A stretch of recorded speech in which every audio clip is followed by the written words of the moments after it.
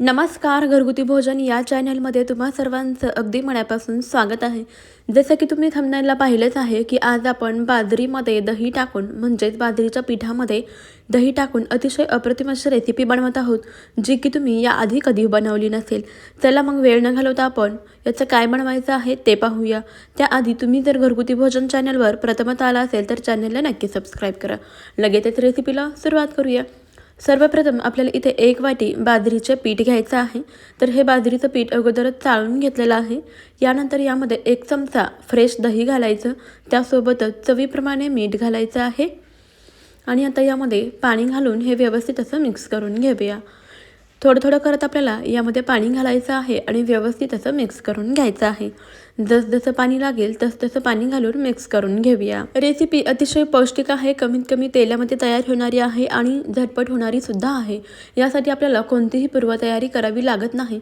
अगदी सकाळच्या धावपळीमध्ये तुम्ही लहान मुलांना टिफिनसाठी सुद्धा हा नाश्ता देऊ शकता. इतकी झटपट आणि पौष्टिक अशी ही रेसिपी आहे. त्यामुळे व्हिडिओ कुठेही स्किप न करता अगदी शेवटपर्यंत नक्की पहा. आता आपल्याला हे जे पीठ आहे ना, ते जास्त घट्टही नाही आणि जास्त पातळही नाही, मध्यम अशा स्वरूपाचं बनवून घ्यायचं आहे. याची कन्सिस्टन्सी तुम्ही पाहू शकता, मध्यम अशा स्वरूपाची आपण बनवून घेतलेली आहे. तर असं मध्यम स्वरूपाची कन्सिस्टन्सी होईपर्यंत इथे तुम्ही पाण्याचा अंदाजे वापर करू शकता. बघू शकता पिठाची कन्सिस्टन्सी या स्वरूपाची आहे. आता आपल्याला यामध्ये घालायचा आहे 1 चमचा बारीक रवा. रवा घालायचा आहे आणि पुन्हा एकदा व्यवस्थित असं मिक्स करून घ्यायचं आहे. रवा घातल्यामुळे आपला हा पदार्थ आणखीनच छान असा खुसखुशीत असा होतो. पहा, रवा घालून मिक्स करून घेतलेला आहे. पिठाची कन्सिस्टन्सी पाहू शकता या स्वरूपाची आहे. आता आपल्याला ना यावरती झाकण ठेवून एक 4 ते 5 मिनटं हे बाजूला ठेवून द्यायचं आहे, जेणेकरून यामधला रवा अगदी व्यवस्थित असा भिजेल. 1-5 मिनिटानंतर यावरचं झाकण काढलं. आता व्यवस्थित मिक्स करून पाहू शकता यामधील रवा अगदी व्यवस्थित असं भिजलेला आहे. आता आपल्याला यामध्ये आणखीन काही जिन्नस घालायचे आहेत, जसे की बारीक चिरलेला कांदा, बारीक चिरलेले टोमॅटो, त्याचसोबत बारीक चिरलेली हिरवी मिरची आणि कोथिंबीर घालायची आहे. तुम्ही यामध्ये आणखीन काही भाज्या घालू शकता ज्या तुम्हाला आवडतात, जसे की कोबी असेल, गाजर असेल किंवा मग बीट वगैरे भाज्या घालायच्या आणि व्यवस्थित असं मिक्स करून घ्यायचं. आता मिश्रण थोडंसं घट्ट झाल्यासारखं वाटलं, त्यामुळे आणखीन 1 चमचा पाणी घातलं आणि व्यवस्थित असं मिक्स करून घेतलं. पाहू शकता पिठाची कन्सिस्टन्सी आपली या स्वरूपाची झालेली आहे. अगदी परफेक्ट असं इथे आपलं हे मिश्रण तयार झालेलं आहे. बघा, या स्वरूपाचं आपलं मिश्रण तयार आहे. आता यामध्ये सर्वात शेवटी आपल्याला अगदी चिमूटभर खायचा सोडा घालायचा आहे. त्यावरती अगदी थोडंसं पाणी घालायचं आणि लगेचच पटापट मिक्स करून घेऊया. सोडा घातल्यानंतर पहा, हे पीठ आणखीनच छान हलकं फुलकं असं झालेलं आहे. मिश्रण तयार आहे.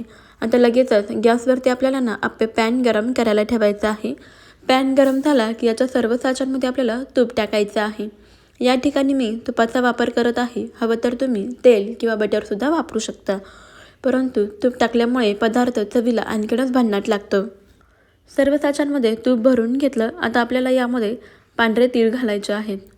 सर्व साच्यांमध्ये आपण पांढरे तीळ घालूयात आणि आता गॅस आपल्याला बारीक ठेवायचा आहे आणि लगेचच बाजरीच्या पिठाचं मिश्रण या आपल्या पात्रामध्ये भरून घ्यायचं आहे. मिश्रण भरताना कडेने भरायला सुरुवात करायची आणि सर्वात शेवटी मध्यभागी घालायचे. आता मध्यभागी तीळ उडायला लागले होते, त्यामुळे मी 1 अप्पे मध्यभागी घातलेले आहेत. अगोदर आपण कडेने भरून घेऊया आणि सर्वात शेवटी मध्यभागी घालूया, कारण मध्यभागी हीट आहे ना भरपूर असते, त्यामुळे मधले अप्पे पटकन भाजले जातात. त्यामुळे सर्वात शेवटी आपण मध्यभागी अप्पे घालायचे. तर आपण इथे आज बनवतो आहे बाजरीच्या पिठाचे पौष्टिक असे अप्पे, जे की कोणतीही पूर्वतयारी न करता अगदी झटपट तयार होतात आणि तीळ घातल्यामुळे सुद्धा बघा हे अप्पे आणखीनच पौष्टिक होतात.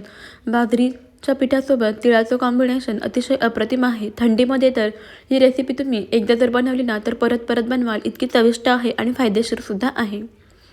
यावरती झाकण ठेवूया आणि 4 ते 5 मिनटं मध्यम गॅसवरती आपण हे अप्पे भाजून घेऊया. 1-5 मिनिटानंतर आपण यावरती झाकण काढलं. पाहू शकता अप्पे अगदी मस्त टम्म असे फुगलेले आहेत. वरच्या बाजूने थोडंसं तूप सोडून घेऊया आणि आता आपण अप्पे पलटवून पाहूया. पाहू शकता अप्पे खालच्या बाजूने अगदी मस्त असे भाजले गेलेले आहेत. अप्पेला रंगसुद्धा अगदी मस्त आलेला आहे. सर्व अप्पे आपण पलटवून घेऊया.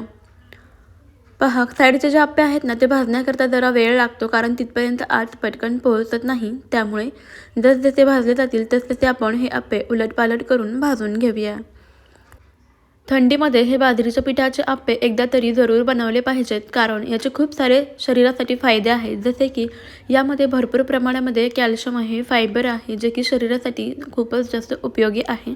त्याचसोबत थंडीमध्ये याचे सेवन केल्यामुळे आपल्या शरीराला ऊर्जासुद्धा मिळते, हाडे मजबूत होतात. त्याचसोबत खूप सारे फायदे आपल्या शरीरासाठी होतात. त्यामुळे तुम्ही लहान मुलांनासुद्धा हे पौष्टिक आप्पे नक्कीच बनवून देऊ शकता, टिफिनसाठी सुद्धा देऊ शकता. चवीला सुद्धा खूप भारी लागतात. ज्यांना बाजरीच्या पिठाची भाकरी आवडत नाही ना, त्यांना असे आप्पे बनवून द्या. पहा मग ते तुम्हाला रोजच बनवायला सांगतील, इतकी अप्रतिम अशी याची चव आहे. आता हे सर्व आप्पे आपण पलटून पाहूया आणि दोन्ही बाजूनी व्यवस्थित असे भाजून घेऊया. तर मंडळी, तुम्हाला एक निवेदन आहे की तुम्ही आपला हा व्हिडिओ कोणत्या शहरातून किंवा मग कोणत्या गावातून पाहत आहात ते मला कमेंटमध्ये नक्कीच कळवा.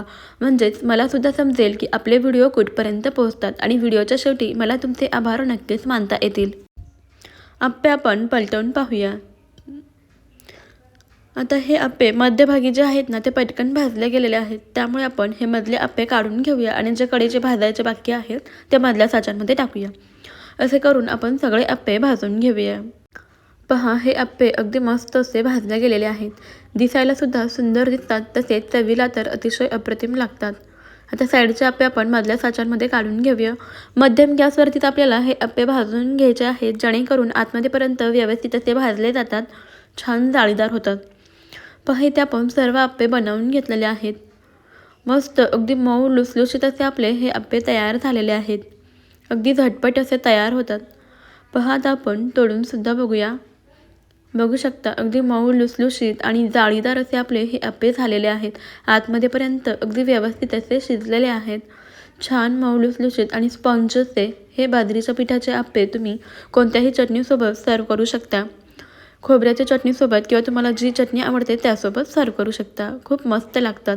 आणि नेहमीप्रमाणेच इथे पहा आमच्या बाळाची अशी मध्ये मध्ये लुडबुड चालूच आहे. जेव्हा आपण रेसिपी बनवतो तेव्हा ह्याचं मध्ये मध्ये असं काहीतरी चालूच असतं.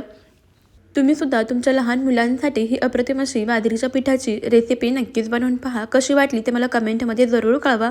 जरासुद्धा आवडली असेल तर एक लाईक नक्कीच करा आणि जाता जाता आपल्या घरगुती भोजन या अस्सल मराठमोळा चॅनलला नक्की सबस्क्राईब करा आणि त्यापुढील बेल आयकॉनसुद्धा प्रेस करा. म्हणजेच आपल्या येणाऱ्या नवनवीन भन्नाट आणि युनिक अशा रेसिपीचे अपडेट सर्वप्रथम तुम्हाला मिळतील. चला मग भेटूया आपण अशाच पुढच्या एका नवीन रेसिपीमध्ये. तोपर्यंत खात राहा, मस्त राहा, सर्वात महत्त्वाचे हेल्दी राहा. व्हिडिओ तुम्ही शेवटपर्यंत पाहिलात त्याबद्दल तुमचे खूप खूप धन्यवाद. चला मग बाय बाय.